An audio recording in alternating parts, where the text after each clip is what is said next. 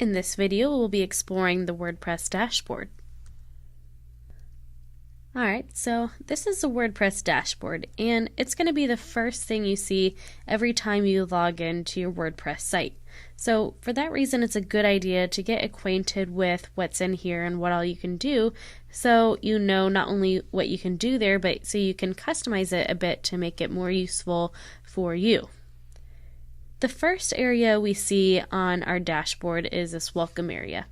And this was created to give you a place to get started when you first start using WordPress. So you'll see some basic getting started type tasks like customizing your site and changing your theme, writing your first blog post and adding your first page, and maybe finding out where to come if you need to get more help.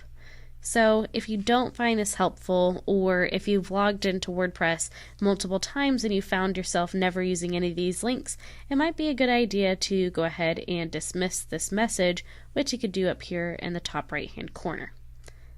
Below this, we're going to find the rest of the boxes that come with our dashboard by default. So the first one we have over on the left is the At a Glance box, and here you can see at a glance, just like in the name, some basic information about what content we have on our WordPress site. So for example, on my site you can see that I have 4 posts and a page.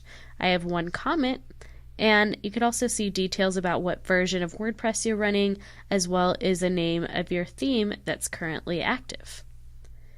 Below this, you can see any recent activity on your site, so any posts that have been published recently along with their date and time that they were published, and any recent comments that we have either waiting to be approved or in moderation, or recent comments that have been approved.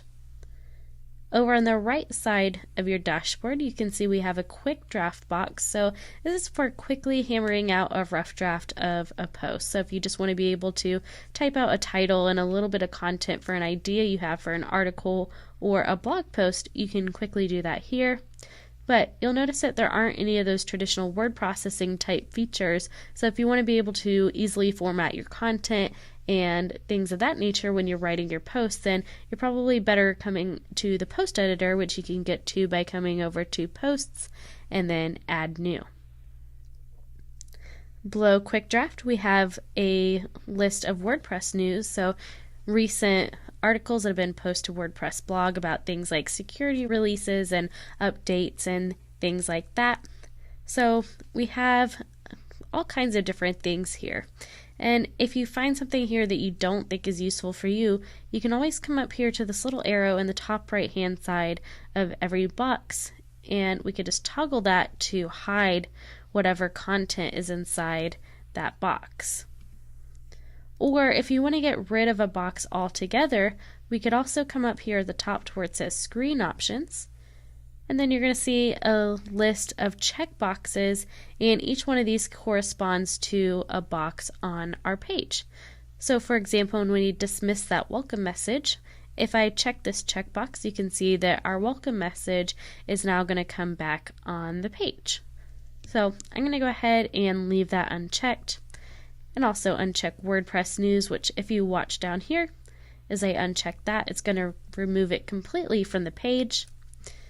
And then one of the last customization options we can do is if we click on one of these titles in the boxes and click to drag, you'll see this 4-sided arrow. And if you want to completely rearrange where these are on the screen, then wherever you see those dotted arrows, we can simply drag and drop to rearrange our boxes. So you can see there's a lot you can do here to make this somewhere that is useful for you and where you can quickly accomplish specific and frequent tasks you find yourself doing when you're managing your WordPress site. And last but not least, if you ever need somewhere to go for help with your dashboard, then you can come up here on the top right, and if I click this little help toggle, then you can get little bits of information like an overview, explanation of the navigation, and over on the right you have documentation specifically dealing with the dashboard, and you could also ask a question in the support forums.